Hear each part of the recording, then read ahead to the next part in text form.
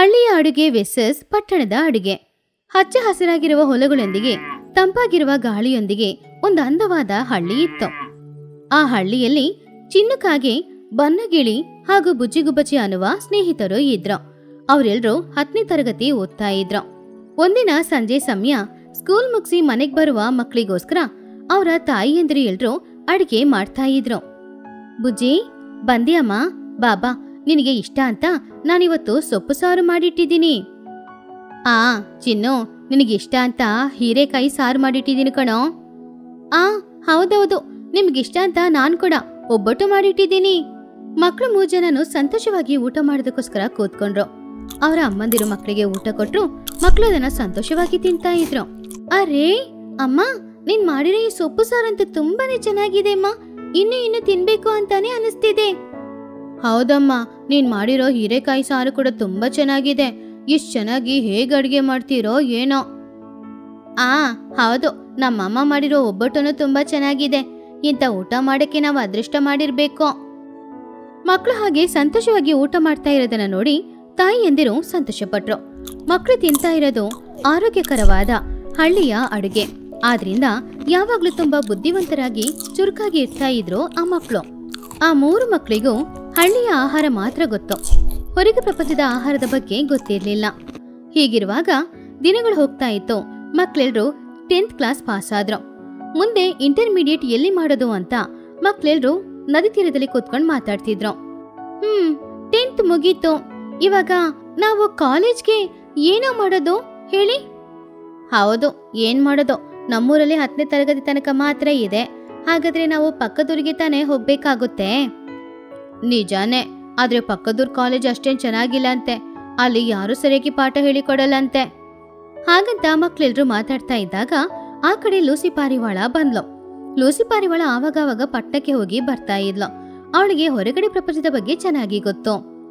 ಏನ್ ಮಕ್ಳೇ, ಎಲ್ಲೇನ್ ಮಾಡ್ತಾ ಇದ್ದೀರಾ? ಎಲ್ರು ಪರೀಕ್ಷೆ ಚೆನ್ನಾಗಿ ಬರ್ದಿದ್ದೀರಾ? ಚೆನ್ನಾಗಿ ಬರ್ದಿದ್ದೀವಿ ಲೂಸಿ ಅತ್ತೆ. ಆದ್ರೆ ನಾವು ಇವಾಗ ಇಂಟರ್ಮೀಡಿಯೇಟ್ ಎಲ್ಲಿ ಮಾಡೋದು ಅಂತಾನೆ ಯೋಚನೆ ಮಾಡ್ತಾ ಇದ್ದೀವಿ. ಏನೂ ಅರ್ಥ ಆಗ್ತಾ ಇಲ್ಲ. ಅರೆ, ಇದ್ರಲ್ಲೇನಿದೆ, ನನ್ನ ಹತ್ರ ಒಂದು ಒಳ್ಳೆ ಆಲೋಚನೆ ಇದೆ. ನೀವೆಲ್ರೂ ಪಟ್ಟಣದಲ್ಲಿ ಜಾಯಿನ್ ಮಾಡಿ. ಅಲ್ಲಿ ಕಾಲೇಜ್ಗಳು ತುಂಬಾ ಚೆನ್ನಾಗಿರುತ್ತೆ. ಪಟ್ಟಣದಲ್ಲ, ಅಲ್ಲಿ ನಮ್ಗೆ ಯಾರು ಗೊತ್ತಿರೋರು ಇಲ್ವಲ್ಲ. ಅದ್ರ ಬಗ್ಗೆ ನಿಮ್ಗೇನೋ ಚಿಂತೆ. ನನಗೆ ಗೊತ್ತಿರೋ ಒಂದು ದೊಡ್ಡ ಕಾಲೇಜ್ ಇದೆ. ಅಲ್ಲಿ ಗೊತ್ತಿರುವ ಟೀಚರ್ಸ್ಗಳು ಕೂಡ ಇದ್ದಾರೆ. ಆ ಕಾಲೇಜಲ್ಲಿ ಓದ್ಕೊಂಡ್ರೆ ನಿಮ್ಮ ಭವಿಷ್ಯ ನಿಜವಾಗ್ಲೂ ತುಂಬಾನೇ ಚೆನ್ನಾಗಿರುತ್ತೆ ಕಣೋ. ಹಾಗಂತ ಲೂಸಿ ಹೇಳಿದನ್ನ ಕೇಳಿ ಮಕ್ಕಳ ಕಣ್ಣಿನಲ್ಲಿ ಆಸೆ ತುಂಬಿಕೊಳ್ತು. ಹೇಗೂ ಪಟ್ಟಣದಲ್ಲಿ ಹೋಗಿ ಪಟ್ಟಣದಲ್ಲಿ ಇರ್ಬೋದು ಅಂತ ಅವರು ಅಂದ್ಕೊಳ್ತಿದ್ರು. ನಿಜವಾಗ್ಲೂನಾ ಅತ್ತೆ? ಪಟ್ಟಣಕ್ಕೆ ಹೋಗ್ಬೇಕಾ? ಹಾಗಾದ್ರೆ ನಿಜವಾಗ್ಲೂ ತುಂಬಾನೇ ಚೆನ್ನಾಗಿರುತ್ತೆ. ಆದ್ರೆ ನಮ್ಮಮ್ಮಂದ್ರೆ ನಮ್ಮನ್ನ ಪಟ್ಟಣಕ್ಕೆ ಕಳ್ಸಕ್ಕೆ ಒಪ್ಕೊಳ್ಳಲ್ಲ. ಅವ್ರಿಗೆ ತುಂಬಾ ಭಯ ಅಲ್ವಾ? ಲೂಸಿ ಅತ್ತೆ, ನೀವೇ ಒಂದ್ಸಲ ಈ ವಿಷಯದ ಬಗ್ಗೆ ಅಮ್ಮಂದ್ರ ಹತ್ರ ಮಾತಾಡ್ತೀರಾ? ಅದ್ರಲ್ಲೇನಿದೆ, ನಿಮ್ಮ ಜೀವನ ಚೆನ್ನಾಗಿರ್ಬೇಕು ಅಲ್ವಾ? ಅದ್ರ ಬಗ್ಗೆ ಮಾತಾಡಿದ್ರೆ ಅವರು ಒಪ್ಕೊಳ್ದೆ ಇರ್ತಾರಾ ಏನೋ? ಹಾಗಂತ ಅಂದ್ಕೊಂಡು ಲೂಸಿ ಮಕ್ಳ ಜೊತೆ ಟುನಿ ಹತ್ರ ಹೋದ್ಲು. ಏನ್ ಲೂಸಿ, ಮಕ್ಳ ಜೊತೆ ಬಂದಿದೀಯಾ? ಏನಾದ್ರೂ ವಿಶೇಷನಾ? ಏನಿಲ್ಲ ಟುನಿ, ಮಕ್ಳು ಮುಂದೆ ಕಾಲೇಜ್ಗೆ ಜಾಯಿನ್ ಮಾಡ್ಬೇಕಲ್ವಾ, ಅದ್ರ ಬಗ್ಗೆ ಮಾತಾಡೋದಕ್ಕೋಸ್ಕರನೇ ಬಂದಿದ್ದೀನಿ. ನಾವು ಕೂಡ ಅದ್ರ ಬಗ್ಗೆನೇ ಮಾತಾಡ್ತಿದ್ವಿ ಲೂಸಿ. ಮಕ್ಳನ್ನ ನಾನು ಪಟ್ಟಣಕ್ಕೆ ಕರ್ಕೊಂಡು ಹೋಗಿ ಅಲ್ಲಿ ಜಾಯಿನ್ ಮಾಡ್ಸೋಣ ಅಂತ ಇದ್ದೀನಿ. ಅಲ್ಲಿ ಚೆನ್ನಾಗಿ ಓದ್ಬೋದು ಮಕ್ಳು, ಸುಮಾರು ವಿಷಯಗಳನ್ನ ಕಲ್ತ್ಕೊಳ್ಬೋದಲ್ವಾ? ಪಟ್ಟಣ ಅಂತ ಹೇಳಿದ ತಕ್ಷಣ ತಾಯಿಯಂದಿರ ಮನಸ್ಸಲ್ಲಿ ಒಂದು ಗೊತ್ತಿಲ್ಲದೆ ಇರುವ ನೋವು. ಏನ್ ಲೂಸಿ, ಪಟ್ಟಣಕ್ಕೆ ಯಾಕೆ ಹೋಗ್ಬೇಕು? ಅಷ್ಟು ದೂರ ಬುಜ್ಜಿ ನಾನಿಲ್ದೆ ಒಂದು ದಿನ ಕೂಡ ಇರೋದಿಲ್ಲ. ಹೌದು, ಅದು ಅಲ್ಲದೆ ಪಟ್ಟಣದ ಬಗ್ಗೆ ನಮ್ಮ ಮಕ್ಕಳಿಗೆ ಏನೂ ಗೊತ್ತಿಲ್ಲ. ಅಲ್ಲಿ ಅವರು ಚೆನ್ನಾಗಿರ್ತಾರೆ ಅಂತ ಹೇಗ್ ಹೇಳಕ್ಕಾಗುತ್ತೆ? ಹೌದು, ಇಲ್ಲಿ ಆರೋಗ್ಯಕರವಾದ ಆಹಾರನ ಕೊಡ್ತಾ ಇದ್ವಿ. ಅಲ್ಲಿ ಏನ್ ತಿಂತಾರೋ ಏನೋ. ಇಲ್ಲಿ ನೋಡಿ, ನಾನು ಮಕ್ಕಳನ್ನ ಒಂದು ಬೇರೆ ಮನೆ ನೋಡಿ ಅಲ್ಲೇ ಇರ್ಸ್ತೀನಿ. ಹಾಗೇನೆ ಅವ್ರಿಗೆ ಬೇಕಾಗಿರುವ ಆರೋಗ್ಯವಾದ ಆಹಾರನ ಮಕ್ಕಳೇ ಮಾಡ್ಕೊಳ್ತಾರೆ.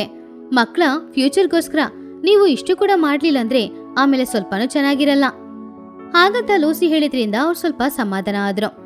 ಬೇರೆ ದಾರಿನೂ ಇಲ್ಲ ಅನ್ನೋದ್ರಿಂದ ಅವರು ಪಟ್ಟಣಕ್ಕೆ ಕಳ್ಸಕ್ಕೆ ಸರಿ ಅಂತ ಒಪ್ಕೊಂಡ್ರು. ಸರಿ, ನೀನು ಮಕ್ಕಳನ್ನ ಚೆನ್ನಾಗಿ ನೋಡ್ಕೊಳ್ತೀಯ ಅಲ್ವಾ? ಆ ನಂಬಿಕೆಯಿಂದ ನಾವು ಮಕ್ಕಳನ್ನ ಕಳಿಸ್ತೀವಿ. ಹಾಗೆ ದಿನಗಳು ಹೋಗ್ತಾ ಇತ್ತು. ಚಿನ್ನಕ್ಕಾಗಿ ಬನ್ನುಗಿಳಿ ಹಾಗೂ ಬುಜ್ಜಿಗುಬ್ಬಚ್ಚಿ 3 ಜನನು ಪಟ್ಟಣಕ್ಕೆ ಬಂದ್ರು. ಪಟ್ಟಣದಲ್ಲಿರುವ ದೊಡ್ಡ ದೊಡ್ಡ ಬಿಲ್ಡಿಂಗ್ಗಳನ್ನ ನೋಡಿ ಅವರು ತುಂಬಾನೇ ಆಶ್ಚರ್ಯಪಟ್ರು. ಲೂಸಿ ಪಾರಿವಾಳ ಹೇಳಿದ ಹಾಗೇನೆ ಮಕ್ಕಳಿಗೆ ಸಪ್ರೇಟ್ ಆಗಿ ಒಂದು ಮನೇನ ಬಾಡಿಗೆಗೆ ಹಿಡಿದ್ಕೊಟ್ಲು. ಹಾಗೇನೆ ಮಕ್ಕಳೆಲ್ಲರೂ ತುಂಬಾನು ಉತ್ಸಾಹದಿಂದ ಕಾಲೇಜ್ಗೆ ಹೋಗಕ್ಕೆ ಶುರು ಮಾಡಿದ್ರು. ಸ್ಟಾರ್ಟಿಂಗ್ ಅಲ್ಲಿ ಹೊಸ ಹೊಸ ಫ್ರೆಂಡ್ಸ್ ಎಲ್ರೂ ಸಿಕ್ಕಿದ್ರು. ಹೊಸ ಹೊಸ ವಿಷಯಗಳನ್ನ ಕಲ್ತ್ಕೊಳ್ತಾ ಇದ್ರು. ಹೀಗೆ ದಿನಗಳು ಹೋಗ್ತಾ ಇತ್ತು. ಹೀಗಿರುವಾಗ ಒಂದಿನ ಅವರ ಹೊಸ ಗೆಳೆಯ ಒಬ್ಬ ಮನೆಗ್ ಬಂದ. ಆವಾಗ ಅವರೆಲ್ಲರೂ ಬೇಜಾರಲ್ಲಿ ಇದ್ರು. ಏನೋ ಯಾಕೊಂತರ ಇದ್ದೀರಾ? ಏನೂ ಇಲ್ಲ ಕಣೋ, ಹಸ್ವಾಗ್ತಾ ಇದೆ. ಆದ್ರೆ ಅಡಿಗೆ ಮಾಡೋಷ್ಟು ಇವಾಗ ತಾಳ್ಮೆ ನಮ್ಮ ಹತ್ರ ಇಲ್ಲ. ಅರೆ ಇದಕ್ಕೆ ಯಾಕೋ ಅಡಿಗೆ ಮಾಡ್ಬೇಕೋ? ಫೋನಲ್ಲಿ ಆರ್ಡರ್ ಮಾಡಿದ್ರೆ ಫುಡ್ಡು ಮನೆಗೇನೆ ಬರುತ್ತೆ ಅಲ್ವಾ? ಏನು ಫೋನಲ್ಲಿ ಆರ್ಡ್ರಾ? ಏನದು ಗೊತ್ತಿಲ್ವಾ ನಿಮ್ಗೆ? ನಾವು ಅಡಿಗೆ ಮಾಡ್ಬೇಕಾದ್ರೆ ಅವಶ್ಯಕತೆ ಇಲ್ಲ. ಫೋನಲ್ಲಿ ಆರ್ಡರ್ ಮಾಡಿದ್ರೆ ಬಿಸಿ ಬಿಸಿ ಊಟ ಮನೆಗೇನೆ ಬರುತ್ತೆ. ಅದನ್ನ ಕೇಳಿ ಮಕ್ಳೆಲ್ರೂ ಆಶ್ಚರ್ಯಪಟ್ರು. ಹಾಗಾದ್ರೆ ಎಲ್ಲಿ ನಮಗೋಸ್ಕರ ಆಹಾರ ಆರ್ಡರ್ ಮಾಡು. ಆವಾಗ ಆ ಹುಡುಗ ಅವ್ರೆಲ್ಲರಿಗೋಸ್ಕರನೂ ಪಿಜ್ಜಾ ಆರ್ಡರ್ ಮಾಡ್ದ. 10 ನಿಮಿಷದಲ್ಲಿ ಪಿಜ್ಜಾ ಅವ್ರ ಮನೆಗೆ ಡೆಲಿವರಿ ಆಯ್ತು.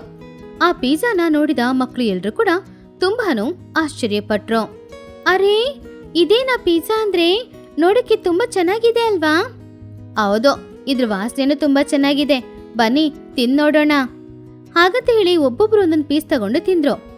ಆಹಾ, ಇದು ಎಷ್ಟು ಚೆನ್ನಾಗಿದೆ ಅಲ್ವಾ? ಊರಲ್ಲಿ ಅಮ್ಮಂದಿರು ಮಾಡಿಕೊಡೋ ಆಹಾರಕ್ಕಿಂತ ಈ ಆಹಾರ ತುಂಬಾ ಚೆನ್ನಾಗಿದೆ. ಹೌದೌದು, ಇದನ್ನ ತಿನ್ನುವಾಗ ಎಲ್ಲ ವಿದೇಶದಲ್ಲಿ ಇರೋ ತರಾನೇ ಇದೆ ಅಲ್ವಾ? ಹಾಗೆ ಮಕ್ಕಳೆಲ್ಲರೂ ಸಂತೋಷವಾಗಿ ಆ ಪಿಜ್ಜಾನ ತಿಂದ್ರು. ಹಾಗೆ ದಿನಗಳು ಹೋಗ್ತಾ ಇತ್ತು. ಮಕ್ಕಳೆಲ್ಲರೂ ಆ ದಿನದಿಂದ ಅಡಿಗೆ ಮಾಡೋದನ್ನ ಬಿಟ್ಟು ಪಿಜ್ಜಾ ಬರ್ಗರ್ ಆರ್ಡರ್ ಮಾಡ್ಕೊಂಡು ತಿಂದ್ರು. ಹೀಗೇನೆ ಹಲವಾರು ದಿನಗಳು ಹೋಯ್ತು. ಹೀಗಿರುವಾಗ ಒಂದಿನ ಹಳ್ಳಿಯಲ್ಲಿ ಅಮ್ಮಂದಿರು ಎಲ್ರು ಕೂಡ ಅವರವರ ಮಕ್ಕಳ ಬಗ್ಗೆನೆ ಮಾತಾಡ್ತಾ ಇದ್ರು.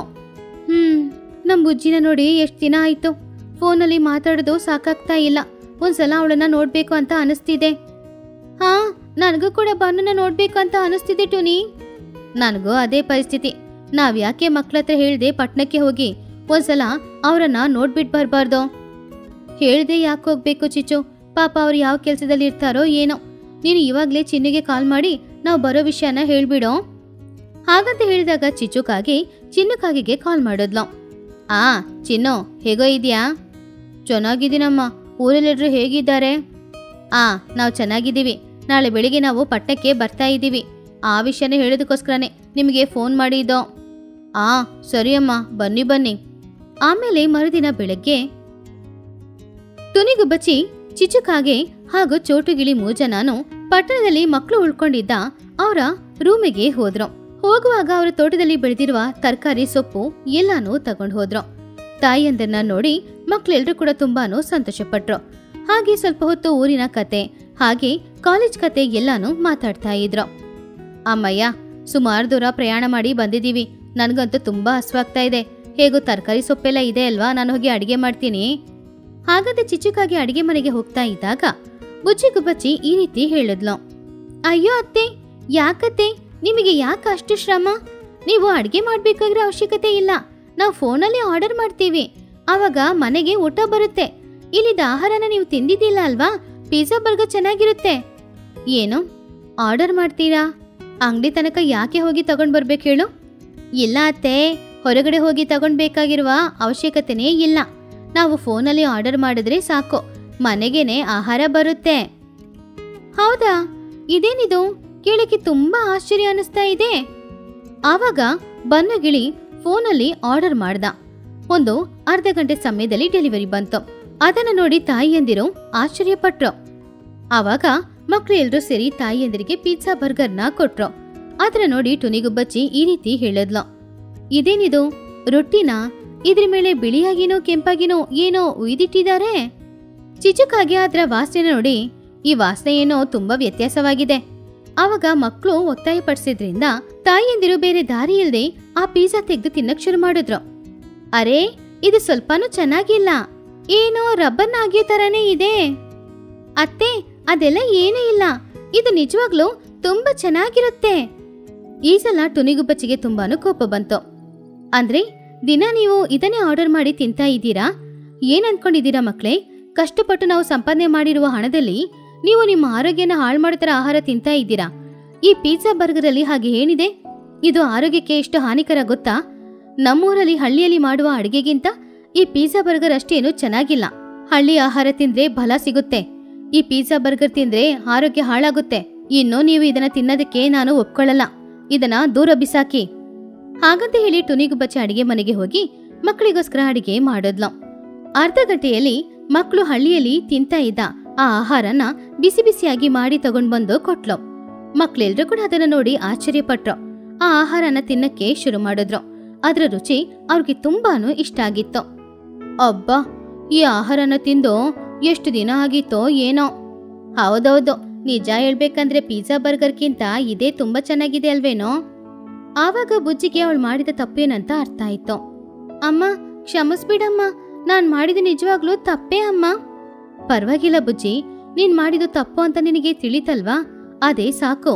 ನಾವು ಎಲ್ಲೇ ಹೋದ್ರೂ ಏನೇ ತಿಂದ್ರು ನಮ್ ಮನೆ ಊಟದ ತರ ಬರಲ್ಲ, ಯಾವಾಗ್ಲೂ ಅದ್ರಲ್ಲೇ ಆರೋಗ್ಯ ಇರೋದು. ಹಾಗೆ ಆ ರಾತ್ರಿ ಎಲ್ರೂ ಊಟ ಮಾಡಿ ಮಲ್ಗಿ ನಿದ್ರೆ ಮಾಡಿದ್ರು. ಮರುದಿನ ಬೆಳಿಗ್ಗೆ ತಾಯಿಯಂದ್ರೆ ಎಲ್ರೂ ಮಕ್ಕಳನ್ನ ಜೋಪಾನವಾಗಿರ ಕೇಳಿ ಅಲ್ಲಿಂದ ಅವರ ಹಳ್ಳಿಗೆ ಹೊಟ್ಟೋದ್ರು. ಅವ್ರೆಲ್ರೂ ಅಲ್ಲಿಂದ ಹೋದ್ಮೇಲೆ, ಇನ್ ಮುಂದೆ ಆರ್ಡರ್ ಮಾಡಿ ತಿನ್ನೋದೆಲ್ಲ ಏನು ಬೇಡ ಕಣೋ. ಹೌದು, ನಾವು ಮನೇಲೆ ಅಡಿಗೆ ಮಾಡಿ ಊಟ ಮಾಡೋಣ. ಹಾಗಂತ ಹೇಳಿ ಮಕ್ಕಳೆಲ್ರೂ ಕೂಡ ಅವರವರ ತಾಯಿಯಂದಿರು ಕಲ್ಸಿಕೊಟ್ಟಿರುವ ಆಹಾರನ ಮಾಡಿ ತಿನ್ನಕ್ಕೆ ಶುರು ಮಾಡಿದ್ರು. ಹಾಗೆ ಆರೋಗ್ಯವಾದ ಆಹಾರನ ಮಾಡಿ ತಿಂದು ಆರೋಗ್ಯವಾಗಿದ್ದು ಚೆನ್ನಾಗಿ ಓದ್ಕೊಂಡು ಸಂತೋಷವಾಗಿದ್ರು. ಮರದ ಮೇಲೆ ಟುನಿಗುಬ್ಬಚ್ಚಿಯ ಅಡುಗೆ. ಟುನಿಗುಬ್ಬಚ್ಚಿಗೆ ಆ ಊರಿನಲ್ಲಿ ಒಂದು ಚಿಕ್ಕ ಹೋಟೆಲ್ ಇತ್ತು. ಟುನಿಗುಬ್ಬಚ್ಚಿ ತುಂಬಾ ಚೆನ್ನಾಗಿ ಅಡಿಗೆ ಮಾಡ್ತಾ ಇದ್ಲು. ಆದ್ರೆ ಅವಳು ಹೋಟೆಲ್ ಶುರು ಮಾಡಿ ಕೆಲವು ದಿನಗಳ ತನಕ ಆ ಹೋಟೆಲ್ಗೆ ಯಾರೂ ಬರ್ಲಿಲ್ಲ. ಆಮೇಲೆ ಮೆಲ್ಲೆ ಮೆಲ್ಲೆ ಕಸ್ಟಮರ್ಸ್ ಎಲ್ರು ಬರಕ್ ಶುರು ಮಾಡಿದ್ರು. ಆದ್ರಿಂದ ಅವಳ ವ್ಯಾಪಾರ ಚೆನ್ನಾಗಿ ರನ್ ಆಗ್ತಿತ್ತು. ಹೀಗಿರುವಾಗ ಕೆಲವು ದಿನಗಳ ನಂತರ ಮೋಡಗಳೆಲ್ಲ ಕಪ್ಪಾಗಿ ಬದಲಾಗ್ತಾ ಇತ್ತು. ಆದ್ರೆ ಮಳೆ ಅಂತೂ ಬರ್ಲೇ ಇಲ್ಲ. ಆದ್ರಿಂದ ಊರಿನವರು ಬೇಜಾರ್ ಮಾಡ್ಕೊಳ್ತಿದ್ರು. ಹೀಗಿರುವಾಗ ಒಂದಿನ ಮನೆಯಿಂದ ಹೊರಗಡೆ ಬಂದು ನೋಡಿದ ಟುನಿಗುಬ್ಬಚ್ಚಿ ಮೋಡಗಳು ಕಪ್ಪಾಗಿರೋದನ್ನ ನೋಡಿ, ಅರೆ ಇದೇನಿದು, ಮೋಡಗಳೆಲ್ಲ ಕಪ್ಪಾಗ್ತಾ ಇದೆ, ಮಳೆ ಬರುತ್ತೋ ಏನೋ. ಅಯ್ಯೋ, ಮಳೆ ಬಂದ್ರೆ ಕೆಲಸ ಎಲ್ಲ ಮಾಡ್ಕೊಳ್ಳೋದು ತುಂಬಾನೇ ಕಷ್ಟ ಆಗುತ್ತೆ. ಬೇಗ ಮನೆ ಕೆಲಸ ಎಲ್ಲ ಮುಗಿಸ್ಕೊಂಡು ಹೋಟೆಲ್ಗೆ ಹೋಗಿ ಹೋಟೆಲ್ ಕೆಲಸ ಶುರು ಮಾಡಬೇಕು. ಹಾಗಂತ ಅಂದ್ಕೊಂಡು ಟುನಿಗುಬ್ಬಚ್ಚಿ ಬೇಗ ಬೇಗ ಮನೆ ಕೆಲಸ ಎಲ್ಲಾನು ಮಾಡ್ತಾ ಇದ್ಲು. ಆವಾಗ್ಲೇ ಬುಜ್ಜಿ ಎದ್ದು ಅವಳ ತಾಯಿ ಹತ್ರ ಬಂದ್ಲು. ಅರೆ ಏನಮ್ಮ ಇದು, ಮೋಡಗಳೆಲ್ಲ ಇಷ್ಟು ಕಪ್ಪಾಗಿದೆ. ಹಾ ಹೌದು ಬುಜ್ಜಿ, ಮಳೆ ಬರುತ್ತೋ ಏನೋ ಅಂತ ಅನಿಸ್ತಾ ಇದೆ, ಅದಕ್ಕೆ ಬೇಗ ಬೇಗ ಕೆಲಸ ಎಲ್ಲ ಮಾಡ್ತಾ ಇದ್ದೀನಿ. ಅರೆ ಮಳೆ ಬಂದ್ರೆ ಇಲ್ಲಿಂದ ನೀನು ಹೋಟೆಲ್ಗೆ ಹೋಗೋದು ತುಂಬಾ ಕಷ್ಟ ಆಗುತ್ತೆ ಅಲ್ವಮ್ಮ? ನಿಜಾನೇ, ಆದ್ರೆ ಏನ್ ಮಾಡೋದು, ಹೋಗ್ಲೇಬೇಕು ಅಲ್ವಾ? ಆದ್ರೆ ಅಮ್ಮ, ನಮ್ಮ ಹೋಟೆಲ್ ತುಂಬಾ ಚಿಕ್ಕದು, ಅದ್ರಲ್ಲೂ ಮಳೆ ಬಂದ್ರೆ ಆಮೇಲೆ ವ್ಯಾಪಾರ ಹೇಗ್ ನಡೆಯುತ್ತೆ ಅಮ್ಮ?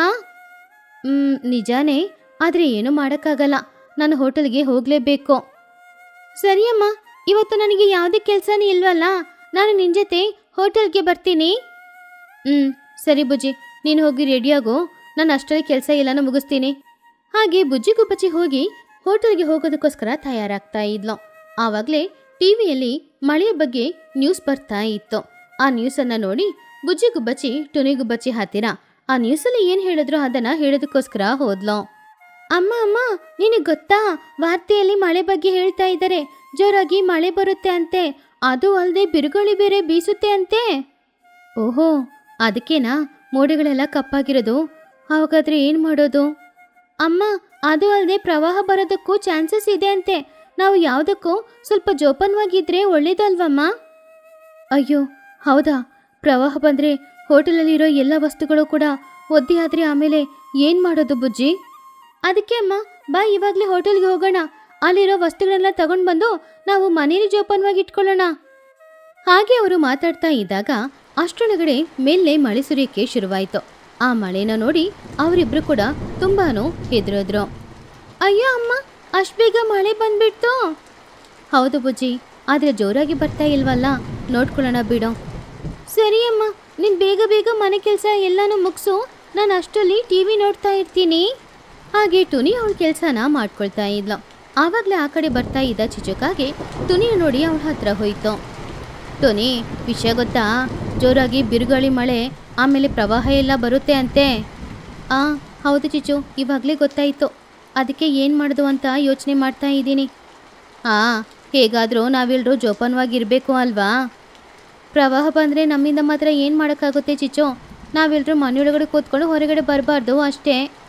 ಹಾಂ, ಆದರೆ ಆವಾಗವಾಗ ಈ ರೀತಿ ಪ್ರವಾಹ ಬರುತ್ತೆ ಅಂತ ಹೇಳ್ತಾ ಇರ್ತಾರೆ. ಆದರೆ ಇಲ್ಲಿವರೆಗೂ ಬಂದಿದೆ ಅಲ್ಲ, ಈ ಸಲ ನಾವು ಬರೋದಿಲ್ಲ ಅಂತ ಅನ್ನಿಸ್ತಾ ಇದೆ. ಏನು, ಯಾವುದಕ್ಕೂ ನಾವು ಜೋಪಾನವಾಗಿರೋದ್ರಲ್ಲಿ ಯಾವುದೇ ಕಷ್ಟನೇ ಇಲ್ವಲ್ಲ. ಆದಷ್ಟು ಮನೆಯೊಳಗಡೆಯಿಂದ ಹೊರಗಡೆ ಬರೋದೇನು ಬೇಡ. ಹಾಗಂತ ಅವರಿಬ್ರು ಮಾತಾಡ್ತಾ ಇದ್ದಾಗಲೇ ಮಳೆ ಮೆಲ್ಲೆ ಮೆಲ್ಲೆ ತುಂಬ ಜೋರಾಗ್ತಾನೇ ಇತ್ತು. ಆದರೆ ನೋಡಿ ಚಿಚುಕಾಗೆ ಅಲ್ಲಿಂದ ಅವಳ ಮನೆಗೆ ಹೋದ್ಲು. ಕೆಲಸ ಎಲ್ಲಾನು ಮುಗಿದ ಮೇಲೆ ಟುನಿಗುಬ್ಬಚ್ಚಿ ಮನೆ ಹೊರಗಡೆ ಬಂದು ನಿಂತ್ಕೊಂಡು ಮಳೆನ ನೋಡ್ತಾ ಇದ್ಲು.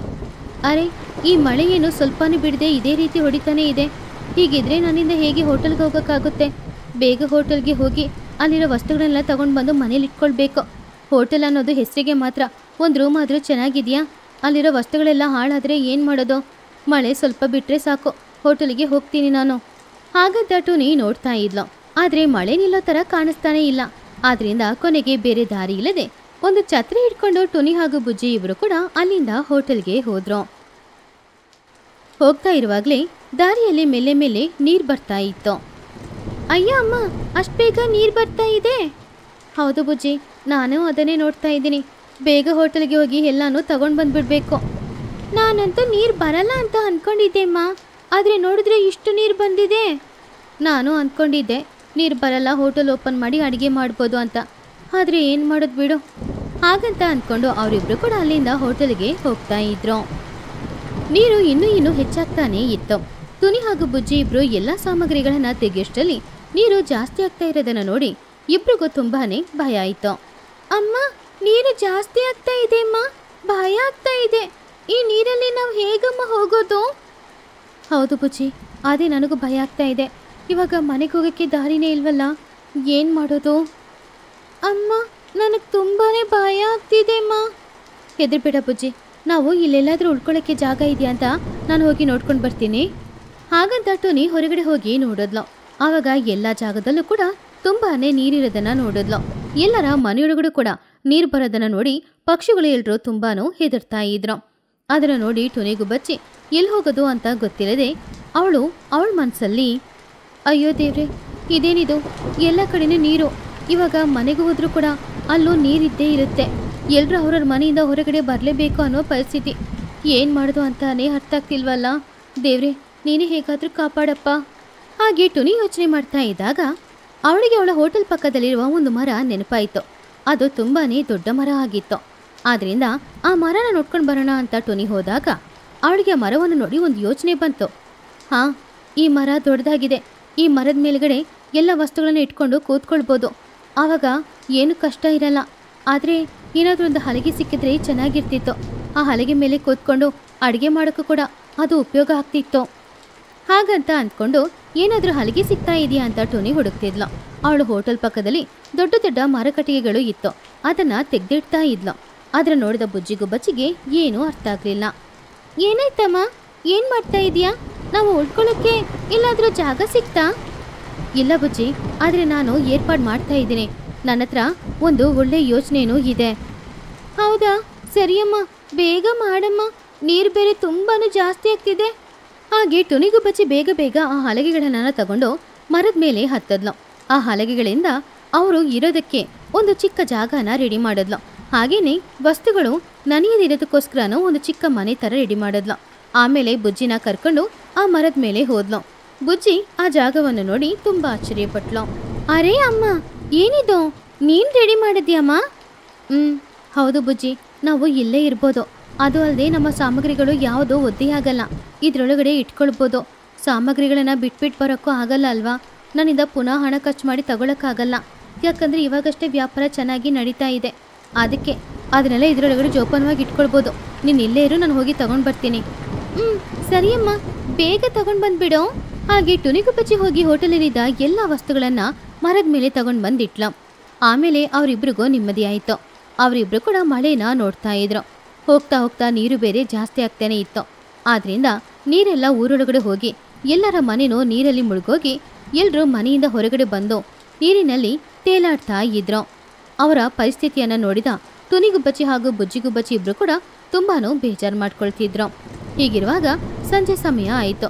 ಆವಾಗ ನೀರಿನಲ್ಲಿ ಒಂದು ಚಿಕ್ಕ ಹಲಗೆ ಮೇಲೆ ಕೂತ್ಕೊಂಡು ಬನ್ನು ಹಾಗೂ ಚೋಟು ಇಬ್ರು ಬರ್ತಾ ಇದ್ರು. ಅವರು ಟುನಿ ಹಾಗೂ ಬುಜ್ಜಿ ಇಬ್ರನ್ನ ನೋಡಿದ್ರು. ಟುನಿ, ನೀನು ಇಲ್ಲಿದೀಯಾ?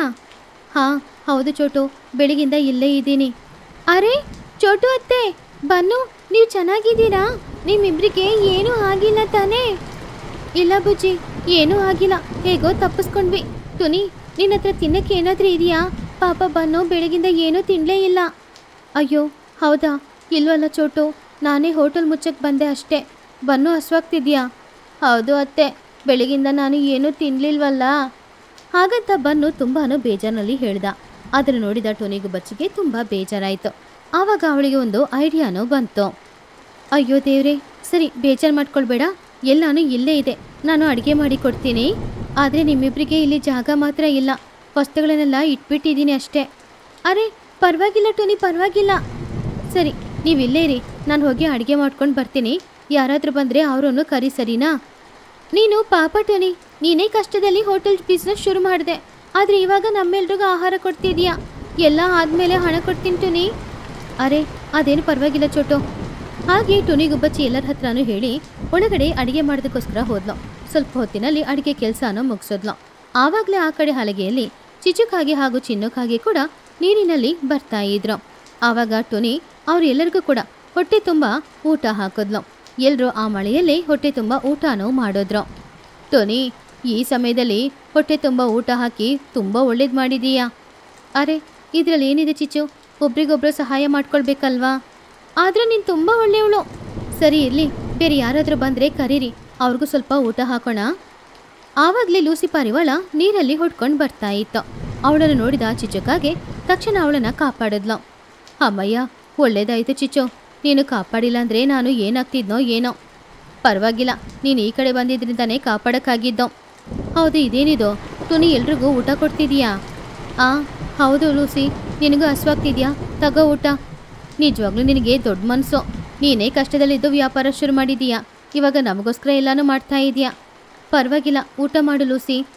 ಹಾಗೆ ಆ ಪ್ರವಾಹದಲ್ಲಿ ಟುನಿ ಎಲ್ಲರಿಗೂ ಆಹಾರ ಕೊಟ್ಲು. ಆದ್ರಿಂದ ಎಲ್ಲರೂ ಟುನಿಗೆ ಧನ್ಯವಾದನೂ ಹೇಳಿದ್ರು.